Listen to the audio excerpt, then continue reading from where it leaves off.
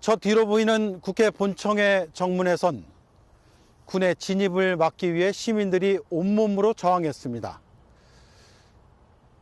계엄군은 유리창을 깨고 들어가 민의의 전당을 짓밟았습니다. 1년이 지난 지금 국회는 평온을 되찾은 듯 하지만 내란의 흔적은 곳곳에 남아 있습니다.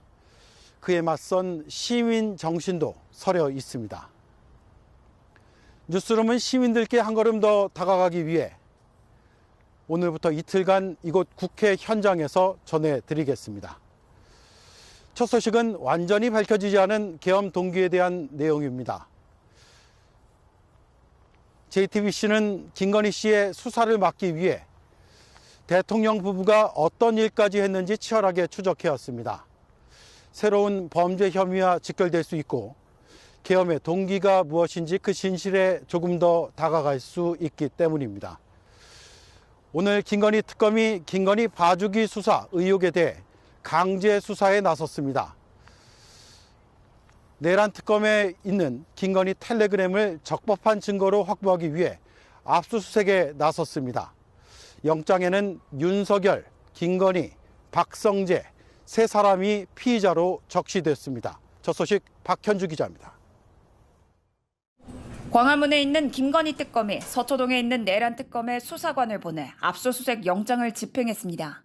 김건희 씨가 박성재 전 법무부 장관에게 보낸 텔레그램을 확보하기 위해서입니다.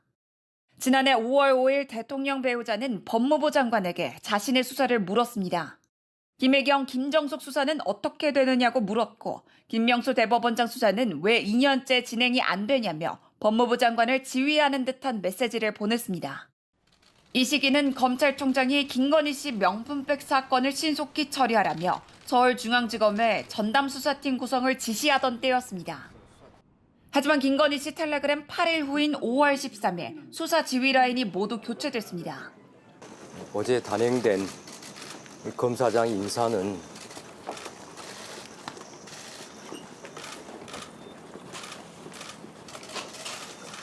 제가 이에 대해서 더 말씀드리지 않겠습니다. 메시지는 계속 이어집니다. 도이치 주가 조작에 대한 김건희 씨 무혐의 결정이 내려지기 일주일 전인 지난해 10월 10일 김 씨는 윤상현 국민의힘 의원이 페이스북에 올린 여론재판을 열자는 거냐는 글의 링크를 법무부 장관에게 전달했습니다. 무혐의 결정 뒤엔 윤석열 전 대통령이 박 전 장관에게 한동훈이 불법 수사라는 걸 알면서도 사악한 의도로 2년 끌었다는 메시지를 보냅니다. 김건희 씨는 최근 대통령의 권한은 사용하지 않았다며 사과했지만 비제로, 비원으로 불린 부분은 개인적 이익을 위해 동시에 움직였습니다. 오늘 압수수색 영장엔 이들 부부와 박성재 전 장관이 모두 직권남용 피의자로 적시됐습니다. JTBC 박현주입니다. 네, 이번 압수수색에는 대검과 서울중앙지검도 포함이 됐습니다. 유독 김건희 씨에게만 황제 조사를 하고 무혐의 처분을 내렸던 검찰을 직접 겨냥한 겁니다. 검찰이 이런 결정을 한 배경에 대통령 부부의 외압이 있었는지가 의혹의 핵심입니다. JTBC가 보도한 김건희 씨의 텔레그램과 윤 전 대통령의 안가 호출 의혹도 확인해야 할 대목입니다. 연지환 기자입니다. 김건희 특검이 내란 특검에 이어 찾은 곳은 서울 서초동 대검찰청과 서울중앙지검 사무실입니다. 김건희 씨 무혐의 처분을 둘러싼 검찰 내부 의사 결정 그리고 법무부와의 소통 과정을 확인하기 위해서입니다. 특히 박성재 전 법무부 장관이 어떤 보고를 받고 어떻게 지시했는지가 핵심입니다. 2023년 12월 무렵 중앙지검 수사팀은 김건희 씨 소환 조사를 추진한 걸로 파악됩니다. 도이치 주가 조작 특검이 국회를 통과하고 디올백 수수 사건이 터지며 대통령 부인 수사에 대한 여론이 비등할 때입니다. 그런데 곧바로 2024년 1월 윤석열 전 대통령이 중앙지검장을 삼청동 안가로 호출한 정황이 드러났고 영부인 소환 조사 추진은 잦아들었습니다. 이후 그해 봄 검찰총장이 패싱된 인사가 단행됐고 지휘 라인이 전면 교체됩니다. 그리고 이른바 황제 조사 뒤 명품백과 도이치 사건은 차례로 무혐의 처분됐습니다. 이 사건을 기소하는 게 너한테 훨씬 좋다라는 말씀들을 많이 하셨습니다. 제가 아무리 정치적으로 어떤 요구를 받는다고 해서 기소한다거나 알겠습니다. 처리를 미룬다거나 이게 더 네. 정치 검사라고 생각했습니다. 오늘 대검과 중앙지검 압수수색 영장엔 성명 불상자의 직권남용 혐의가 적시됐습니다. 검찰을 직접 피의자로 겨냥한 건데 내부에서 무혐의 결정을 두고 어떤 보고들이 오갔는지 확인하며 피의자를 특정할 계획입니다. 이 과정에서 JTBC가 보도한 윤 전 대통령의 안가 호출이 무혐의 처분에 어떤 역할을 했는지도 확인될 것으로 보입니다. JTBC 연지환입니다.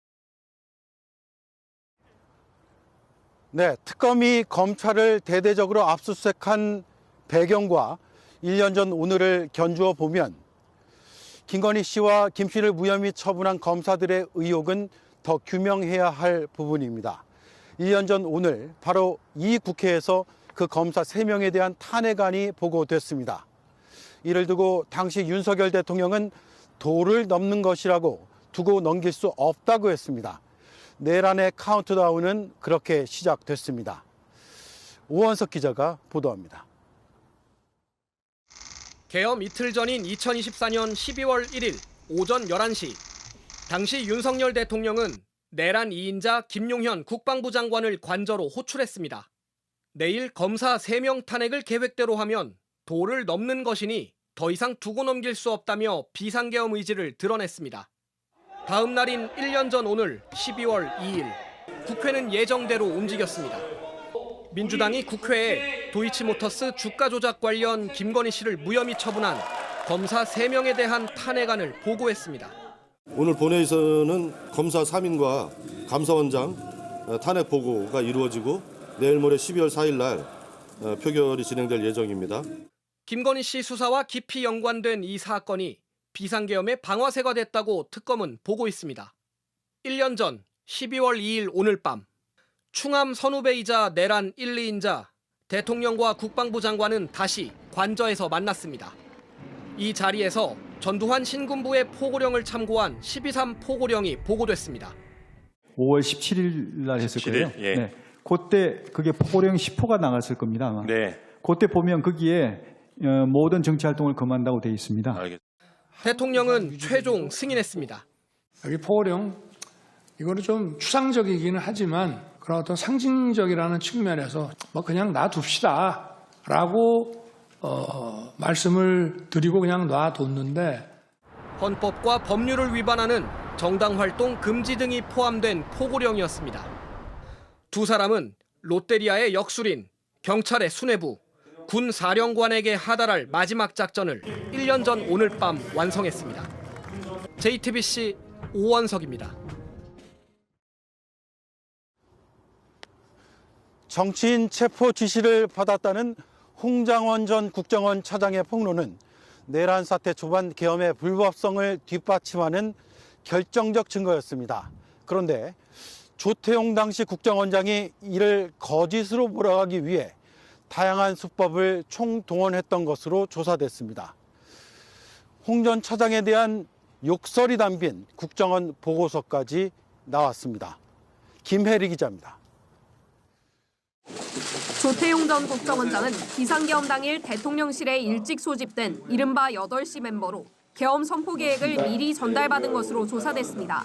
국정원장은 국가안전보장과 관련한 중대 상황이 발생하면 국회 정보위에 즉시 보고해야 하지만 알리지 않았습니다. 홍장원 전 1차장이 언제 아셨냐고 물어봤지만 대통령실을 다녀온 사실을 숨기고 뭘 그런 걸 물어보냐고도 했습니다. 이후 홍 전 차장이 정치인 체포 지시가 있었다고 폭로하자 바쁘게 움직였습니다. 조 전 원장은 지난해 12월 6일 윤석열 전 대통령과 비화폰으로 2분 가까이 통화했고 그 후 국회 정보위를 찾아가 처음 듣는 내용이라며 허위 보고를 했습니다. 한동훈이 됐든 누가 됐든 체포를 하라거나 이런 지시를 제가 받은 적이 없습니다. 이틀 뒤 국정원 내부 전산망에도 홍 전 차장의 주장은 사실이 아니라는 서한문을 올렸습니다. 이후 국정원 감찰실이 내부 여론을 모아 정리한 보고서엔 홍 전 차장을 신랄하게 욕하는 내용이 담겼습니다. 홍 전 차장 주장을 거짓으로 몰아가려는 시도는 계속됐습니다. 체포조 명단을 메모했다는 장소가 사실과 다르다며 국정원 CCTV 영상을 공개하기 위한 밑작업에 착수한 겁니다. 어떤 기관에서도 자료를 요구하지 않았지만 미리 자료 반출을 준비했고 국민의힘이 요구하자 보안 담당자의 결재도 받지 않고 전달했습니다. 국민의힘 의원들은 홍 전 차장 거짓말에 전 국민이 속았다며 제공받은 CCTV 영상을 공개했습니다. 특검은 조 전 원장이 윤 전 대통령과 국민의힘 의원들을 지지하고 찬양할 목적으로 CCTV를 제공해 정치에 관여했다고 판단했습니다.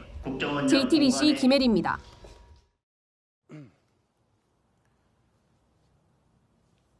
윤석열 전 대통령은 계엄을 선포하며 거대 야당을 탓했습니다.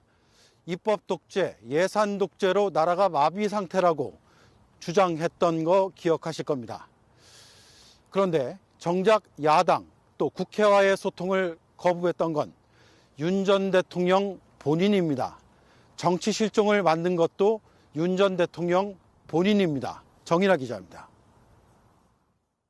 헌법 정신을 존중하고 의회를 존중하고 야당과 협치하면서 국민을 잘 모시도록 하겠습니다. 협치를 약속했던 윤석열 전 대통령. 취임 후 행보는 말과 달랐습니다. 이재명 당시 민주당 대표가 범죄 피의자라는 이유를 대며 회동을 피했습니다. 서로 머리를 맞대 논의하고 적극적으로 그런 정부의 정책에 협력하겠다는 말씀을 꼭 드리고 싶습니다. 야당 대표가 9차례나 요청한 끝에 취임 720일 만에야 한자리에 앉았습니다. 오랜만입니다. 아이고 감사합니다. 네. 지난해 9월 국회 개원식, 11월 예산안 시정연설에 이례적으로 불참하기도 했습니다. 자신에게 호의적이지 않다는 이유였습니다. 로텐도울에서 피켓 시위를 하면서 본회의장에 안 들어와서 또 이렇게 돌아앉아 있고 박수 그냥 한 2번만 쳐주면 되는 건데. 지지율 20% 선이 무너져도 수치가 다가 아니라며 민심을 외면했습니다. 축구 선수가 야구 선수가 전광판 보고 운동하면 되겠냐. 전광판 안 보고 공만 보고 뛰고 공만 보고 때려야 된다라고. 끝까지 야당 탓만 하며 비상계엄을 선포했지만 입법 독재를 통해 국가의 사법 행정 시스템을 마비시키고 자유민주주의 체제의 전복을 기도하고 있습니다. 집권 3년이 안 돼 스스로 무너진 건 윤 전 대통령이 야당 그리고 정치를 무시해왔기 때문이란 평가가 나옵니다. JTBC 정인아입니다. 이재명 대통령이 내란 관련자들에 대한 엄벌을 지시했습니다. 국가 권력 범죄는 나치 전범을 처리하듯 살아있는 한 형사처벌해야 한다고 강조했습니다. 조보경 기자가 보도합니다.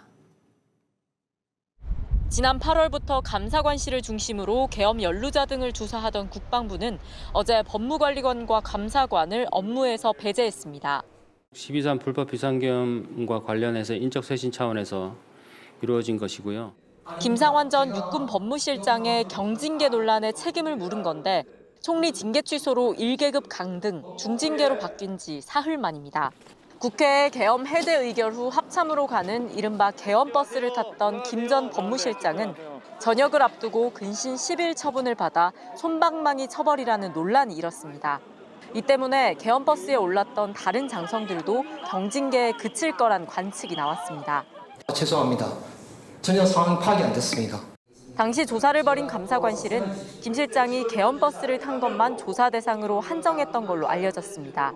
포고령이 위법한 것 아니냐는 하급부대 질의가 쏟아졌는데도 적절한 법무 조언을 하지 않아 감사관실 조사가 부족했다는 지적도 나왔습니다.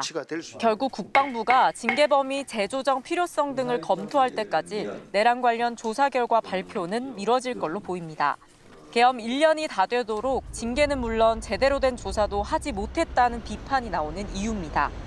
이재명 대통령은 독일 나치를 언급하며 내란 가담자에 대한 확실한 처벌과 단죄를 강조했습니다.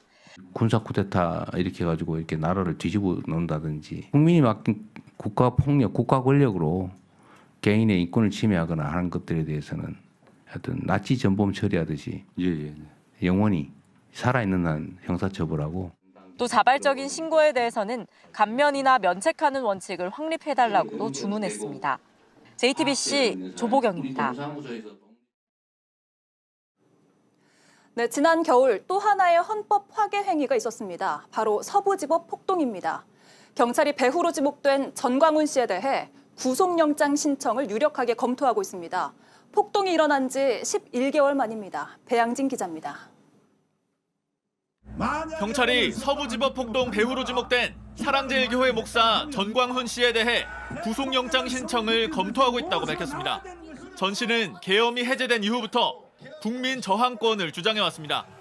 이 국민 저항권은 얼만큼 권위가 있느냐? 이거는 헌법 위에의 권위가 있다고.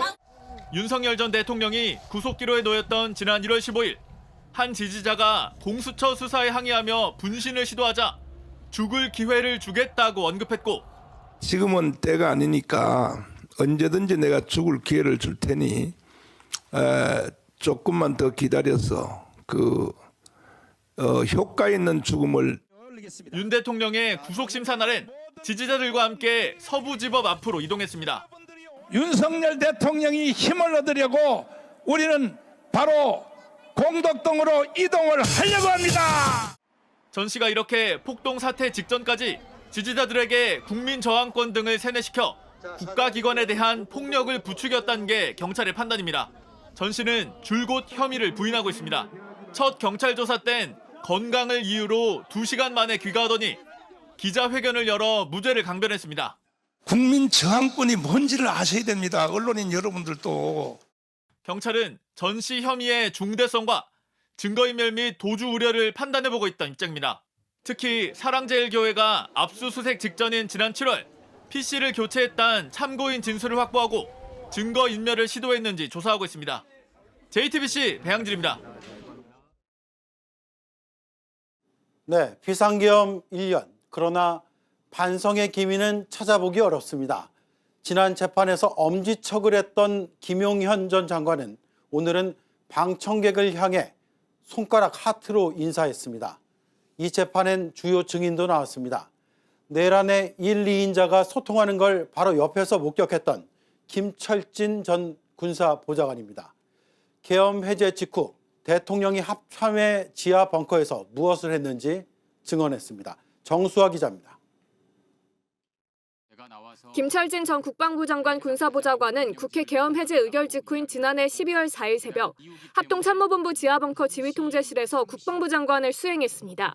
장관님을 모시고 처음에 전투통제실에 내려갔을 때는 인원이 아예 없는 상태에서 내려갔었기 때문에 30분, 40분, 50분 단위로 인원들이 계속 축차적으로 증원이 되고 있었기 때문에 당시 CCTV를 확보한 검찰은 윤 전 대통령이 지휘통제실 출입문을 통과한 시각을 새벽 1시 16분 20초에서 22초 사이라 특정했습니다. 계엄 해제가 의결된 지 15분가량 지난 시점입니다. 윤 전 대통령은 의결에 따라 계엄군이 철수했다고 했지만 국회의 해제 요구 결의가 이루어진 이후에 즉시 모든 병력을 철수했습니다. 정작 본인은 계엄 해제 국무회의를 소집하지 않고 그 시간에 합참을 찾았습니다.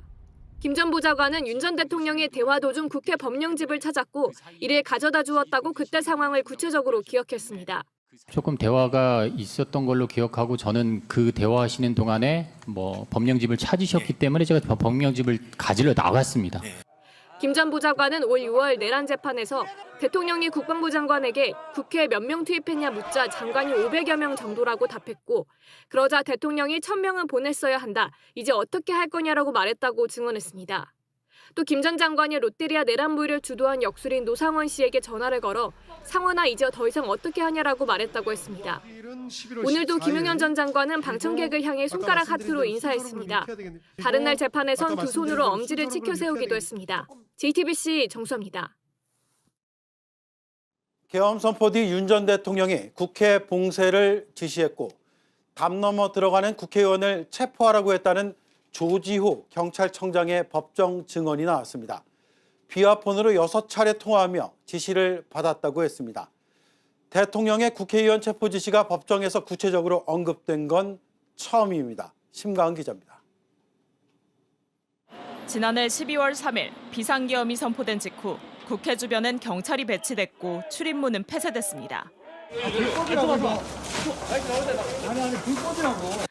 오후 11시쯤 우원식 국회의장이 담을 넘어 국회 경내로 진입했고 일부 의원들과 당직자들도 월담에 나섰습니다. 약 1년이 지나 이상민 전 장관 내란 재판에 증인으로 나온 조지호 경찰청장은 당시 윤 전 대통령에게 국회의원 체포 지시를 받았다고 증언했습니다.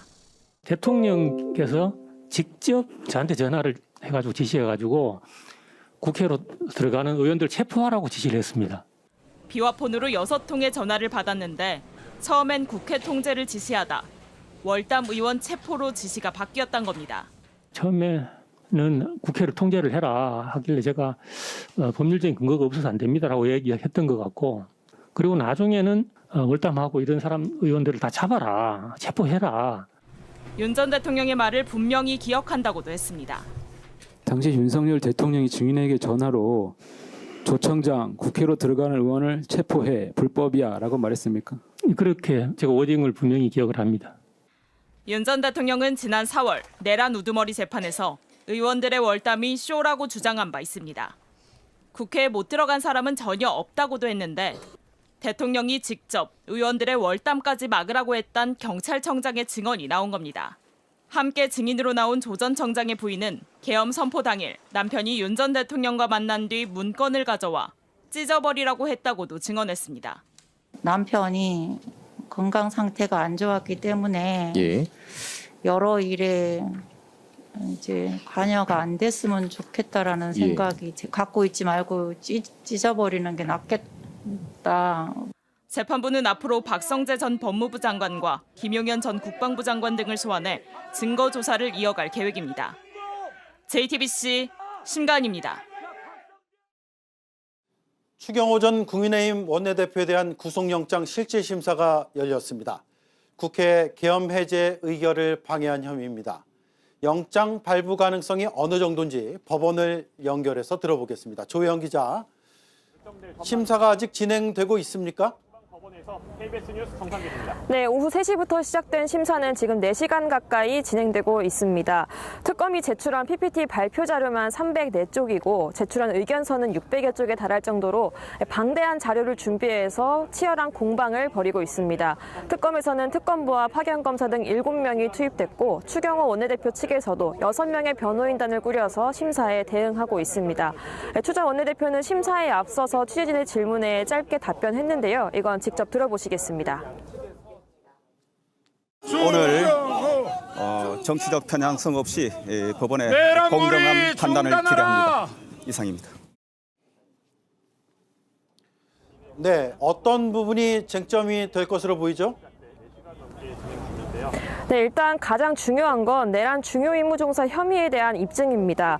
추 전 원내대표가 계엄 당일 의원총회 장소를 계속 변경한 건 결국 계엄 해제 의결을 방해하려는 의도를 가진 내란 동조 행위라는 게 특검의 판단입니다.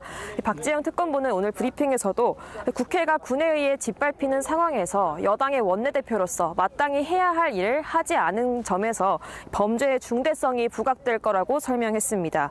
또 수사 단계에서 특검의 압수수색 그리고 국민의힘 의원들에 대한 참고인 조사가 여러 차례 난항을 겪었던 점을 들면서 증거인멸 우려 역시 강조할 예정입니다. 네, 그리고 추경호 전 원내대표는 혐의를 모두 부인하고 있죠. 그렇습니다. 추 전 원내대표는 여의도 당사로 집결 공지를 내렸던 건 국회 출입이 차단된 상황에서 임시로 모여서 총의를 모으기 위한 거였다고 주장하고 있습니다. 또 한동훈 당시 대표가 본회의장 집결을 지시한 이후에는 여기에 반하는 공지를 한 적이 없다고 주장하고 있습니다. 계엄 당일 윤 전 대통령과의 통화에서도 계엄 해제를 표결을 방해하는 동료 이런 건 듣지 못했다는 입장입니다. 네, 오늘 법원의 판단에 따라 남은 기간 수사는 어떻게 진행이 될까요? 네, 일단 지금 심사가 길어지고 있어서 법원의 판단은 계엄 1년을 맞는 내일 새벽쯤 되어야 나올 가능성이 높습니다.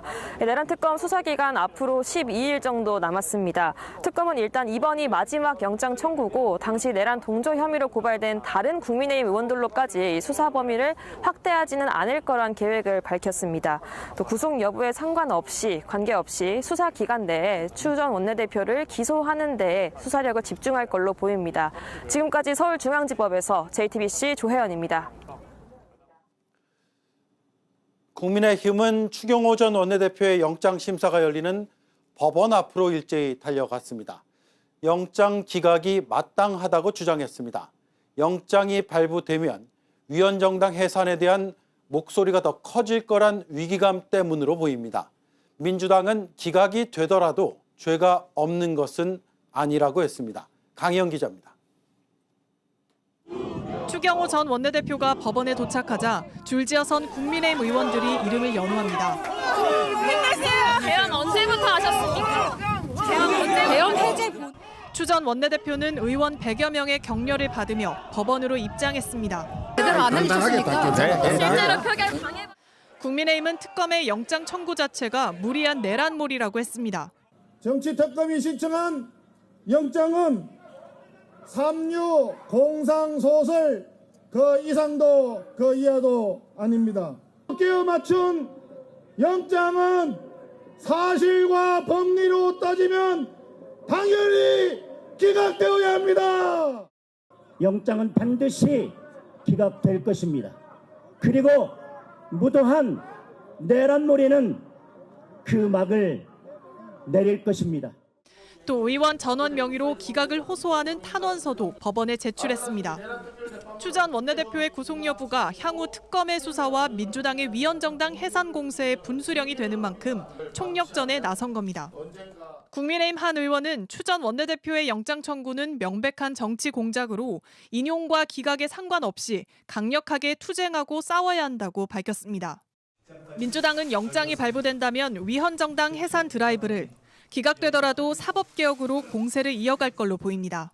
영장이 기각된다고 해도 죄가 없는 것이 아니라는 점입니다. 영장이 발부될 만한 이유가 충분했었다, 증거도 충분하다고 보고 혹시 기각된다 하더라도 죄를 씻을 수는 없습니다.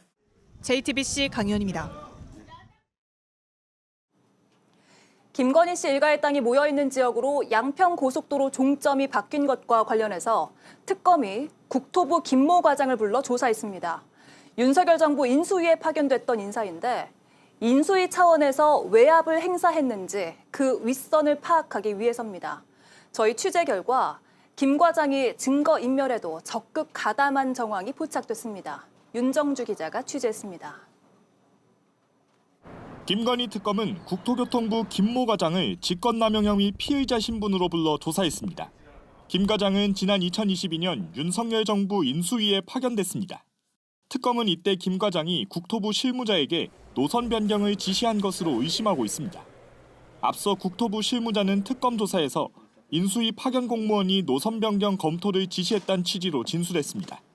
실제로 국토부는 윤석열 정부가 출범하고 양평고속도로 종점을 기존 양평군 양서면에서 김건희 씨 일가 땅이 있는 강상면으로 변경했습니다.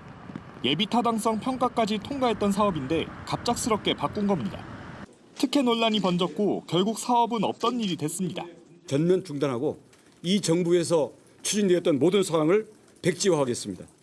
특검은 김 과장을 상대로 당시 인수위 내부에서 종점 변경을 검토하라는 지시가 있었는지 윗선은 누구인지 추궁한 것으로 전해졌습니다. 지난 10월 자택과 사무실 압수수색을 앞두고 김 과장이 증거를 인멸한 정황도 파악했습니다. 당시 PC 하드디스크를 교체하는 장면이 CCTV에 담긴 겁니다. 휴대전화 자료 대부분이 삭제된 사실도 확인했습니다. 특검은 김 과장 조사를 마친 뒤 원희룡 전 국토부 장관과 윤석열 전 대통령 부부 등 윗선으로 수사를 확대할 계획입니다.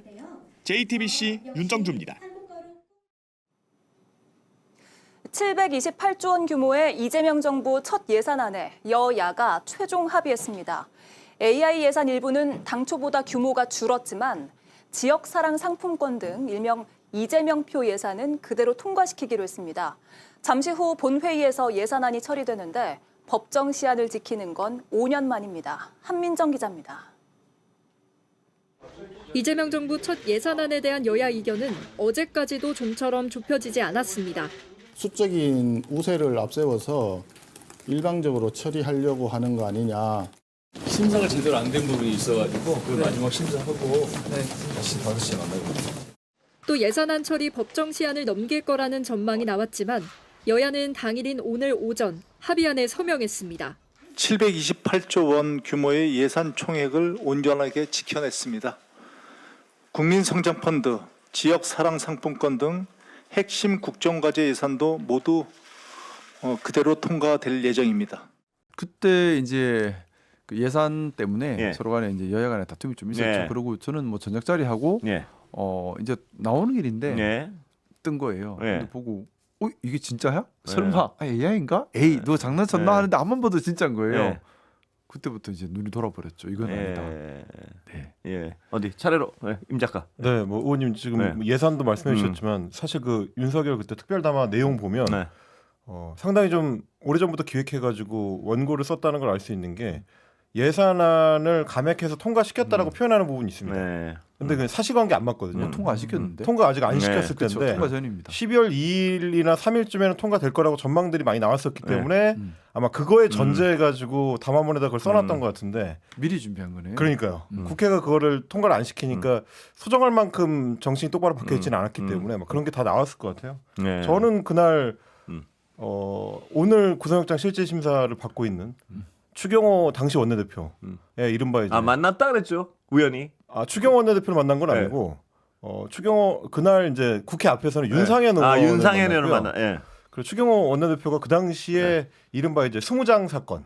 그래서 뭐 공천 거래를 하는 데 있어서 혹시 돈 받은 거 아니냐 뭐 이런 의혹들이 제기가 됐을 때라서 그거를 하려고 방송을 준비를 해놨는데 10시 27분에 갑자기 이거 정말 상상하지 못한 일이 터져가지고 그렇습니다. 예. 그날부터 또 폭풍 속으로 들어가게 됐었죠. 예. 임 소장님 그날 어떻습니까? 저는 그날 그 진보당 대표께서 저희 단체 방문을 공식적으로 하셔가지고 간담회를 하고 저녁 식사 자리를 신촌에서 하고 있었는데 담화를 발표하고 그때 5명이 같이 있었습니다. 우리 사무국장이랑 벌떡 일어나서 국회로 향했죠. 왜냐하면 이제 저희는 계엄문건 폭로를 했기 때문에 계엄이 어떻게 작동하는지 잘 알아서 김재현 대표님한테 가면서 수도권 당원들은 무조건 국회 사수하라고 문자 보내야 된다라고 하고 전화를 돌리기 시작했습니다. 첫째 정의구현 사재단 신부님한테 전화했고요. 사제님들을 빨리 동원해야 된다. 그리고 두 번째 혹시 국회가 침탈되면 성당을 열어주셔야 된다. 그리고 두 번째 전화한 게 시민사회단체 대표들한테 전화했고 제가 우원식 의장님한테 전화 드렸더니 통화 중이라서 우원식 의장 비서관한테 전화해서 의장님 체포되면 끝장난다. 그리고 그 다음 전화 드린 게 이재명 대표님한테 국회로 빨리 가셔서 계엄 해제를 시켜야 된다.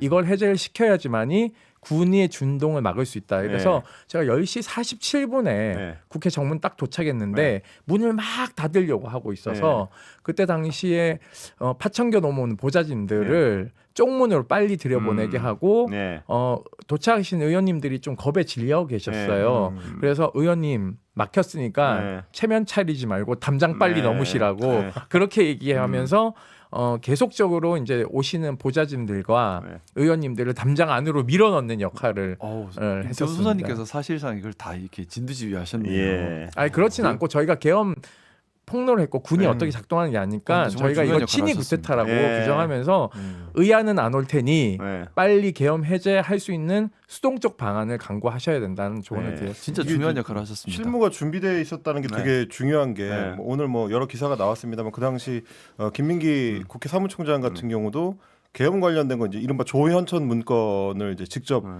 따져보셨던 분이기 때문에 내용을 알고 있었고 저 같은 경우도 생방송 중이긴 했는데 제가 그래도 나름대로 이제 정훈장교 출신이어서 그 장교 훈련 받으면 이제 후반기 교육을 종합행정학교에서 받거든요. 근데 그때 되게 시간이 많아요.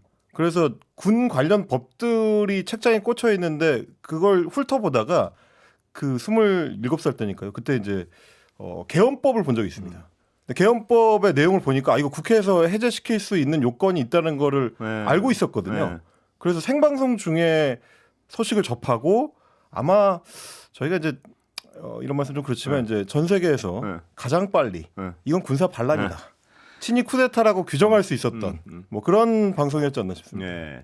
친위 쿠데타를 지금 사후적으로 저는 제 친구들하고 만나가지고 윤석열한테 고마운 게 딱 하나 있다면 그 극도의 무능함. 그러니까 친위 쿠데타를 실패한 사례가 아마 거의 없을 거예요.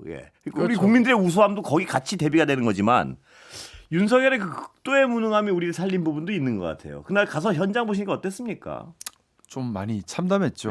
뭐냐면 이제 국회 본관으로 계엄군이 무장한 채 들어오려고 하는 그 모습이 민주주의가 내 눈앞에서 무너지고 있구나라고 보는 거라서 너무나 참담했고 그것 때문에 그때 계속 울컥울컥했었습니다. 그리고 그때 제가 국민의힘 네. 의원이었지 않습니까?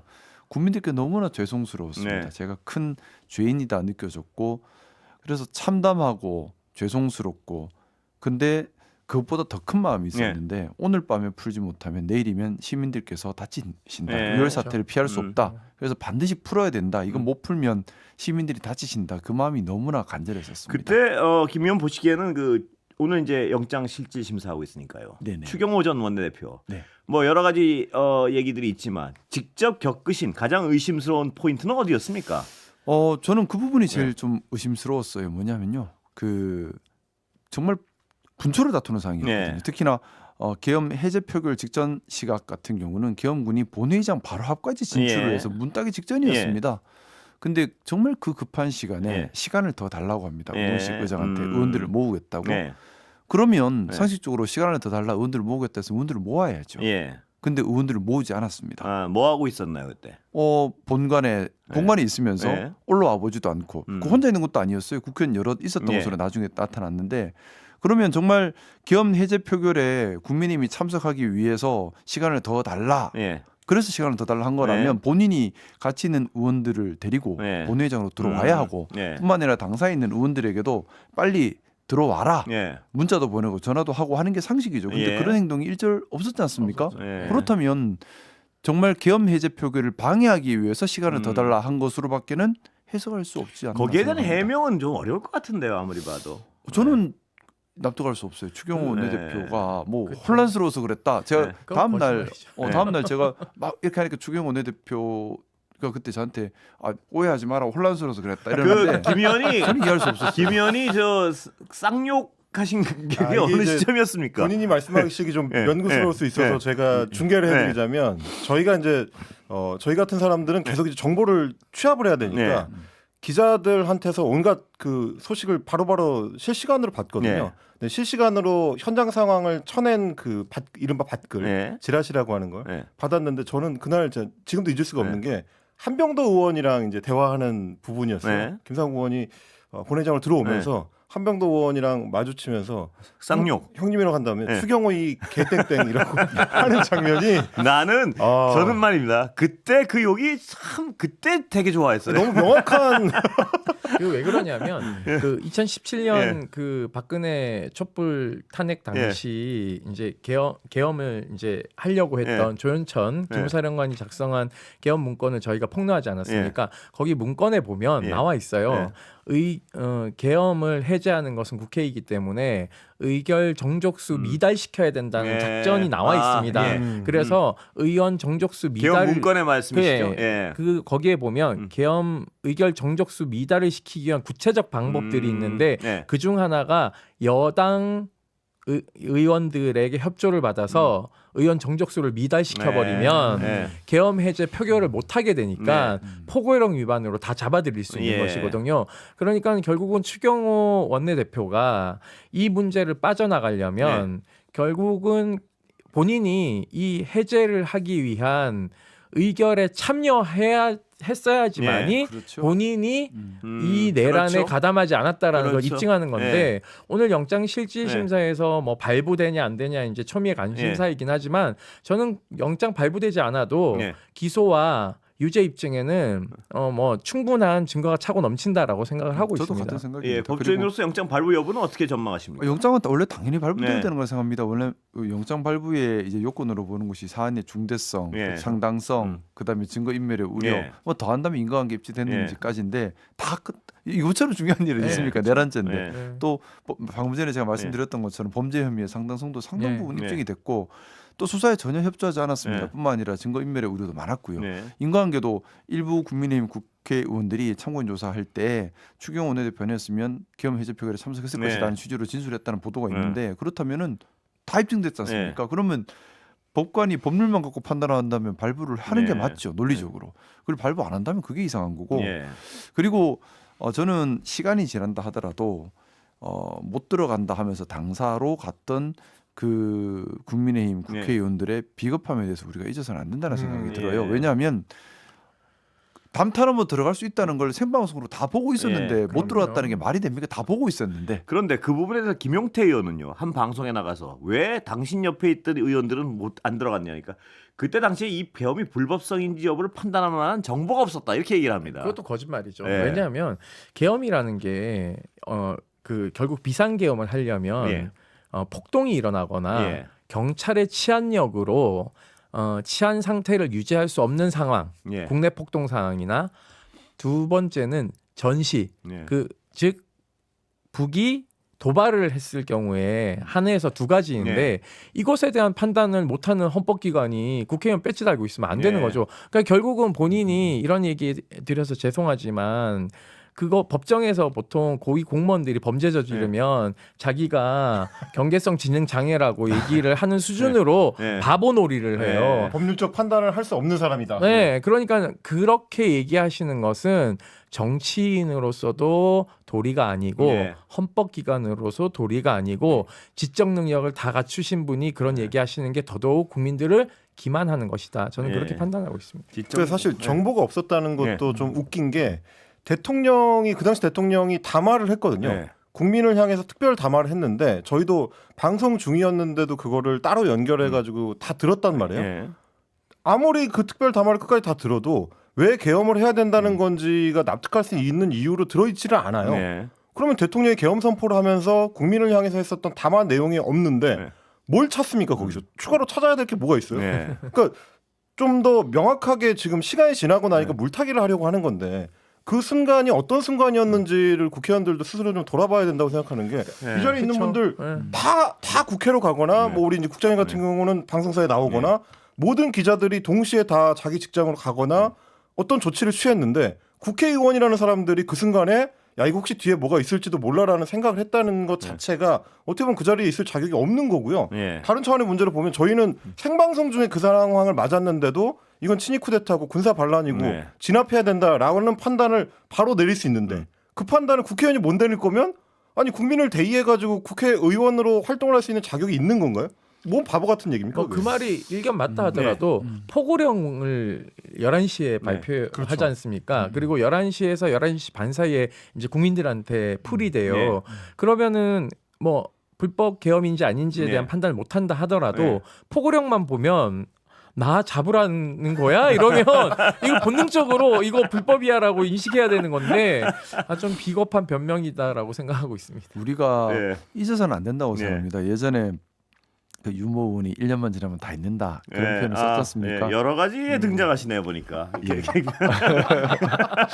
여러 주요 장면에 등장합니다. 김 의원님을 보면. 그런 것 같습니다. 그 시간이 지나더라도 우리가 잘못된 것 절대 잊어서는 안 된다. 지금 보면 아까 말씀하셨던 것처럼 우리 임경민 작가님 말씀하셨던 것처럼 시간이 지나면서 물타기 하려는 시도 또 다른 걸로 바꿔서 쟁점을 흐리려는 시도 근데 나라 자체를 무너뜨리려 정말 나쁜 거지 않습니까? 또 5,200만 우리 국민들을 다 위태롭게 했던 시도입니다. 우리가 아무리 시간이 가더라도 절대 잊어서는 안 되고요. 사실 12월 3일이 가까워지면서 저는 국민들께 많이 죄송한 마음이 많습니다. 어쨌든 정치가 제대로 못해서 국민들께 너무나 큰 피해와 염려를 드렸고 그리고 1년이 다 돼가는데 아직도 내란 종식에 대한 가시적 성과를 못 드린 것 같아서 정말 송구한 마음입니다. 자, 세 분 이렇게 계신데 아까도 제가 잠깐 언급했지만 친위 쿠데타는 거의 실패한 사례가 없지 않습니까? 이렇게 우리가 빠른 시간 내에 민주주의를 회복한 가장 근원적인 어떤 동력이랄까요? 뭘로 보십니까? 일단 임 작가 뭘로 보십니까? 저는 일단 그 뭐라 그래야 될까요? 이제 집단 기억이라는 게 있는데 보통 이제 하나의 사회나 공동체가 구성이 되려면 그 공동체나 사회를 뭘로 규정할 거냐가 먼저 나오잖아요. 우리 입장에서는 이제 대한민국이라는 국가 정체의 헌법에 따라서 기본 정체가 구성이 돼 있고 그리고 대부분의 국민들이 이 나라가 어떻게 만들어져 왔는지를 교육과 상식을 통해서 알고 있습니다. 그 과정에서 다른 무엇도 아니고 군사 쿠데타를 일으키겠다. 그걸 용납할 국민이 없을 거라서 저는 뭐 그날 밤에 여러 안 좋은 일이 겹쳐서 계엄 해제를 못했다고 하더라도 결과적으로 그 시도는 실패했을 거라고 생각하는 게 국민의 기본 정서가 그런 걸 용납할 수가 없거든요. 그러니까 뭐 위정자였던 대통령이나 그 주변의 일부 참모들, 군사령관들 같은 경우는 착각했을 수 있지만 뭐 저는 그날도 단호하게 얘기했던 게 이 반란은 실패할 거고 내일 너는 끌려 내려올 거다라고 윤석열 당시 이제 대통령에서 호통을 칠 수 있었던 것도 그 믿음에 기반하는 거거든요. 근데 정말 안타까운 게 아까 의원님도 그날 의원들의 행태, 국민의힘 의원들의 행태 말해주셨지만 저도 그날 현장에서 많은 국회의원들을 만났는데 뭐 서영교 의원도 담 넘어가고 뭐 여러 의원들을 만났는데 윤상현 의원을 계속 제가 말씀드리는 게 심지어 현장에서 제가 만나서 대화를 나누면서 담을 넘어가려면 어디로 가는 게 좋다. 다른 국회의원들은 어디로 넘어갔다. 이런 얘기까지 다 해줬는데도 당사로 가버렸거든요. 그 사람들과 다른 국민들하고의 괴리가 너무 큰 거죠. 예, 그분 얘기가 나서 잠깐 하면 그분은 요새 갑자기 또 뜬금없이 무슨 계엄 사과해야 된다고.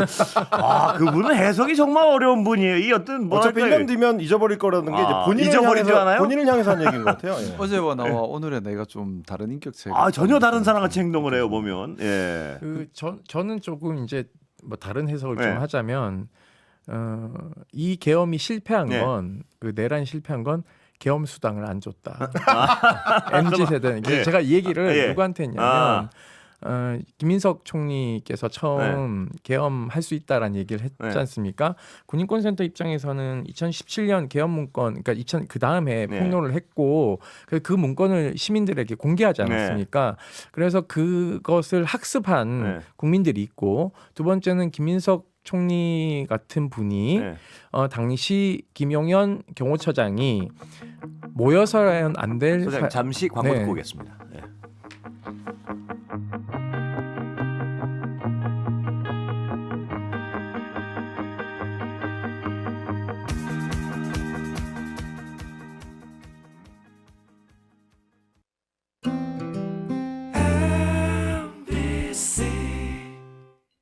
단체 티 싸게 제작하고 싶어? 티 싸게로 따라와. 싸게 티 싸게 단체 티는 티 싸게 티 싸게 티 싸게 단체 티 주문 제작 티티티리 티 싸게 티티리 티티 싸게 티 싸게 티 싸게 단체 티는 티 싸게. 호텔 침구 제작 바이바우 숙박 시설 침구 바이바우 호텔 침구는 바이바우에서 제작해요. 호텔에 가면 바이바우 멤버십 인증을 확인하세요. 검색창에 바이바우. 바이바우 구두 청소 필요 없어. 아하. 이젠 랭가드 설치 사용이 간단해. 오호. 이젠 랭가드 올라가는 기름때 내려오는 기름때 걱정 없죠. 구두 청소 탈출 주방 필수템. 이젠 랭가드 하세요. 이젠 랭가드 하자. 패키지 골프 여행은 뻔하고 자유여행은 신경 쓸 게 많고. 아빠, 라운드 골프가 있잖아요. 전 세계 곳곳 골프장 예약부터 차량 이동 서비스까지 다 되니까 패키지보다 새롭게, 자유여행보다 쉽게. 해외 골프 여행은 라운드 골프. 지금 검색하세요. 산업 현장. 난방기가 고민이라면 답은 하나밖에 없죠. 대성하이원. 난방이든 냉방이든 온리원. 대성하이원. 냉난방 전문 기업. 겨울철 원적외선 히터는 온리원 대성하이원. 우리 집 도어락 쉽게 살 수 없을까? 문지기문지기닷컴 문지기문지기닷컴 얼굴 인식 지문 인식 문지기문지기닷컴 문지기문지기닷컴 문지기문지기닷컴 문고리와 도어락은 문지기문지기닷컴 도어락은 고민 말고 문지기닷컴. 희원쌤, 안녕하세요. 안녕하세요. 정희원입니다. 희원쌤이 2명이네요? 이제 하루에 2번 찾아갈게요. 평일 아침 11시 5분 정희원의 라디오 쉼표. 재방송은 매일 아침 5시 5분이에요. 지금 시각은 7시 35분입니다. 뉴스 하이킥 날씨와 교통정보입니다. 12월 시작부터 겨울 한파에 눈까지 비상입니다. 서울을 포함한 중부 내륙지방을 중심으로 한파주의보가 밤 9시부터 발효가 되겠고요. 오늘 늦은 밤부터 서해안 지방은 눈이 시작되겠습니다. 내일 밤까지 경기 남부 서해안에 최고 8cm, 또 충남 서해안과 전북 서해안은 최고 10cm 이상 눈이 내리겠습니다. 기온이 급격히 떨어져서 내일 서울이 영하 8도로 시작이 되고요. 눈이 그대로 얼어붙어서 빙판길 우려되니까 내일은 운전도 각별히 조심하셔야겠습니다. 내일과 모레 가장 춥다가 주말에 추위가 누그러들겠습니다. 서해안고속도로 서울 방향 광명역에서 금천까지 정체 남아 있습니다. 박윤경입니다.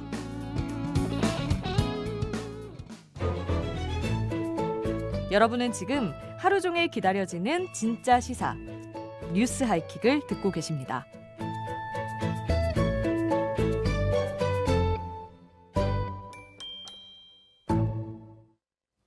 네, 임소영님 말씀하시다가 그 계엄수당 얘기를 제가 예. 이제 농반 진반으로 했는 예. 게 김민석 총리가 계엄 이제 얘기 처음 꺼냈을 때 주변에 이제 많은 민주당 의원님들하고 사람들이 김민석 의원이 오버하는 것 같다라는 얘기를 해서 제가 그 김어준 그 방송에 출연해서 계엄할 수 있다. 왜냐하면 당시 구체적으로 얘기하셨거든요. 경호처장이 방첩사령관, 수방사령관, 특전사령관을 밤에 불러서 그렇게 밥 먹고 이러면 이거는 이상한 거다. 왜냐하면 이 세 사람은 한 자리에 모여 있으면 안 되는 사람이고 모을 수도 없는 아까 경호처장이 부승찬 의원도 똑같은 말씀하시더라고요. 그렇기 때문에 이거는 맞는 말이고 당시 최상병 사망 사건으로 특검 요구가 한창 거세일 때 있기 때문에 어떻게든 간에 이것을 국면 전환하기 위한 비상대권을 질 것이다라고 했고 예전처럼 그렇게 무식하게 쿠데타 일으키는 게 아니라 핀셋 계엄할 거다. 의장과 부의장만 체포하면 의원 전복될 수 있다. 이런 얘기를 했더니 김 총리께서 저한테 연락이 오셨어요. 내 말 맞다고 한 사람 당신이 처음이다. 그래서 불러서 제가 이제 미팅하러 갔더니 이게 계엄수당 얘기를 꺼냈어요. 요즘 MZ 세대의 군인 간부들은 안 움직일 것이다. 계엄수당, 그러니까 바로 계엄 선포하면 그래서 저기 대장님 계엄수당을 주십니까? 이렇게 이제 농반 진담했는데 사실은 굉장히 위험한 상황이었죠. 왜냐하면 12월 1일 날 김용현이 윤석열한테 보고하러 갑니다. 계엄 상황을 점검 보고를 가는데 수도권 가용 병력을 3만에서 5만이다라고 보고를 해요. 그러니까는 의회에다가 3만 5만 서울에 밀어넣겠다는 얘기를 하니까 윤석열이 야 너무 많아. 좀 줄여 이렇게 얘기를 해요. 그랬더니 그러면 3천에서 5천으로 줄이겠습니다라고 한 게 실패 요인 중에 이제 하나인데요. 이게 사망자가 없었고 큰 부상자가 없었기 때문에 다행이지. 지금 계속 윤석열이 재판에 주장하는 게 죽은 사람 없지 않느냐, 다친 사람 없지 않느냐, 왜 이걸 폭동이라고 하냐라고 계속 무죄를 주장하고 있는데요. 이것에 대한 경종을 울리는 방법 중에 하나는 결국은 내란 전담 재판부를 빨리 신속하게 만들어서 우리 얼마 전에 이제 재판에서 감시 재판한 이진관 재판장처럼 이 내란 재판을 일반 형사 범죄 다루듯이 취급하면서 저렇게 1년 넘게 아무도 유죄를 받지 못하게 하는 지기현 재판장 같은 사람들이 빨리 정리해야 되는 거고요. 두 번째는 결국 조희대 대법원장이 이 내란에 방조죄나 가담한 것이 있는지 없는지에 대해 저희가 정보공개 청구하고 고발을 했는데 지난주 목요일 날 이제 고발인 조사를 받았습니다. 받았는데 결국은 추경호 원내대표에 대한 구속영장 기각을 만약에 오늘 밤이나 내일 새벽에 한다면 조희대 대법원장에 대한 어떤 그 뭐 사퇴 요구나 특검의 강제 수사 지금 피의자로 입건된 상태로 저희가 들어가서 판단했거든요. 헌정사상 현직 대법원장이 형사 피의자 입건된 것도 최초입니다. 근데 이게 검찰 출입 기자들 기사를 안 써요. 피의자로 입건이 돼 있나요? 지금? 입건됐습니다. 입건됐기 때문에 근데 이것도 사실은 특검 출입하는 기자들이 써야 되거든요. 너무 대법원장에 대해서 우리 사법부의 수장의 독립성을 강조하다가 지나치다가 나머지 이걸 안 쓰고 있는 것 같아요. 저는 이거 빨리 써야 된다고 생각하고 있고요. 대법원에서 특검 측에 그 질의서에 대한 답변서가 왔어요. 저희가 답변 내용을 피신 조서를 쓰기 때문에 저희도 일부 볼 수밖에 없는데요. 저희한테는 그날 대법원장이 긴급 회의 소집, 간부 회의 소집했다는 게 문건이 부존재한다고 저희한테 정보공개 청구에 통보를 했거든요. 근데 이것에 대해서 질의 회신을 했습니다. 아니 부존재하는 문건에 대해서 어떻게 회신을 해요? 그날 문건은 존재하지 않기 때문에 저희 답변 드릴 게 없다라는 얘기를 하는 게 맞죠. 그러니까는 앞뒤가 안 맞는 행보들을 계속 지금 하고 있고 대법원장도 12시 40분에 출근을 했고 12시 50분에 법원 행정처장이 이제 왔는데 그때부터 회의를 새벽 2시 넘게까지 했어요. 계엄이 해제됐습니다. 국회에 의해서. 그럼 사법부 입장을 밝혀야죠. 계엄을 입법부에서 해제했기 때문에 사법권을 이양할 수 없다. 근데 그 전에 이미 계엄 선포했을 때 사법권 이양을 검토하고 있다고 했거든요. 그러니까 이 검토 자체가 굉장히 불법성이 있는 것이고요. 그리고 계엄 사령부로부터 6차례인가 5차례 재판 사무를 지휘하기 위해서 실무관을 보내라고 계속 전화를 합니다.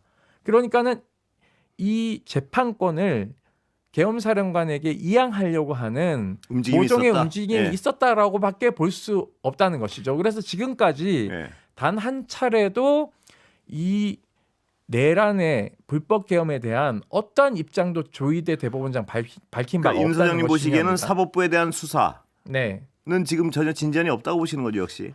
저는 강제 수사할 거라고 생각하고 있고요. 왜냐하면 내일이면 대법원장하고 법원행정처장, 대법원의 주요 간부들의 통신 내역이 삭제되고 없어지기 때문에 통신영장을 아마 신청을 했지 않았을까라고 생각이 추정이시죠, 드는데요. 이거는? 추정입니다. 뭐 그거는 수사의 기본이니까요.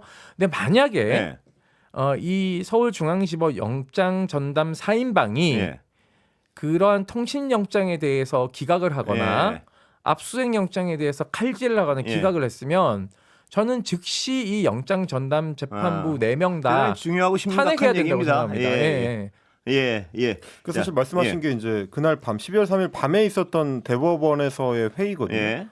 뭐를 논의했느냐에 대한 문제고요. 뭐 물론 이제 국회에 출석을 해서 법원행정처장이 그날 뭐 재판 관련된 이제 파견을 요청받고 그걸 거절하기로 했다. 회의에서 그런 식으로 결정이 났다라고 이야기를 했는데 그럼 그 결정은 공식 결정이라고 할 수밖에 없는 거잖아요. 대법원장이 소집하고 주관했던 회의니까 왜 그거를 그날 밤이나 혹은 그 다음 날이라도 국민들한테 공표를 하지 않았느냐. 그렇습니다. 나중에 국회에서 따져 먹기 전까지는 사실 아무것도 안 했거든요. 그리고 뭐 많은 분들이 기억하시겠지만 그날 밤에 우리 최고 사법기구인 대법원이나 헌법재판소에서 아무런 입장 표명이 없었던 거는 물론이고 그 다음날 아침에 출근길에 조희대 대법원장을 기자들이 불러 세워놓고 입장을 물어봤을 때도 제대로 된 입장을 밝히지를 않았습니다. 아예 판단 자체를 안 해버렸거든요. 그러면 뭐 저희가 계속 얘기하는 것처럼 그날 국회의원들도 어디 가서 뭐 했는지를 추궁당하는 판에 3부의 다른 한 축인 사법부에서는 그러면 이 내란 사태, 이 친위 쿠데타에 대해서 어떤 입장을 갖고 있느냐. 한 번도 제대로 입장 표명을 한 적이 없는 거죠. 입법부는 그 내란을 막기 위해서 곧바로 의회에 몰려가지고 계엄 해제 의결 표결을 했는데 3부의 하나인 행정부는 내란을 일으켰고 그럼 사법부는 팔짱 끼고 있었다는 얘기밖에 안 되는 거거든요. 이 중차대한 순간에 왜 국민의 그 국록을 먹으면서 그 자리에 있어야 되는지를 사법부가 스스로 입증하는 데 결국 실패한 거 대단히 아니냐. 중요한 두 분의 지적인데요. 사법부에 대한 어떤 구체적인 책임에 대한 수사 아직까지는 아무런 진전이 없습니다. 어떻게 보십니까? 좀 우리나라의 오래된 병폐 같습니다. 뭐냐면은 소위 말하는 엘리트 집단이 국민을 받드는 것이 아니라 국민 위에 자꾸 군림하려고 하고 굴림의 카르텔을 만들려고 애를 많이 쓰고 사회 곳곳에 영향력을 가져왔죠. 이제 그런 결과로 이제 이런 문제까지 이어지고 있지 않나라는 생각이 들고 결국 사법부에서 만약 이 내란과 관련된 이런 잘못된 것이 있다면 뭐 사법 판사라도 당연히 수사 대상이 되어야 될 것이고 처벌이 되어야 될 것이고 하지만 현실적으로 좀 쉽지 않은 부분들이 있어요. 그래서 특검에서 이걸 좀 다뤄주길 바랬는데 좀 눈에 띄는 가시적 성과는 아직 나오지는 못한 것 같아서 좀 많이 아쉽고요. 또 이건 좀 그 생각은 합니다. 뭐냐면 단순히 개별 사안으로만 놓고 볼 것이 예. 아니라 구조적인 문제도 있습니다. 우리 사법부의 독립이라고 하는 것, 결국 법관이 법률과 공적인 양심을 가지고 판단하도록 하는 것인데, 우리 지금 법 체계를 보면 대법원장이 법원 행정처를 통해서 예. 직간접적으로 사건 배당, 그리고 법관들의 인사, 예. 뭐 경우에 따라 쪽지로 사건에 대한 승패까지 영향을 주는 그런 여러 우려가 있어 왔습니다. 예.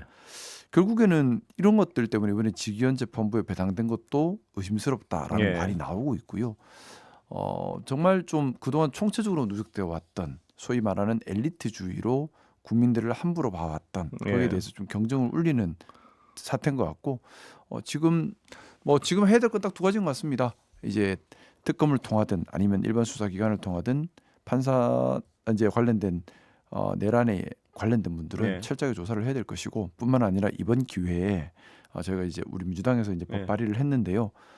법원 행정처가 네. 독립적으로 기능하도록, 그래서 개별 법관들이 대법원장에 의해서 좌우되지 지금 않도록 김 의원님 하는 말씀하신 그 중요하다고 부분도 중요하지만요. 아까 임 소장님 말씀하셨듯이 대법원장 자체가 지금 피의자로 입건돼 있다면 네.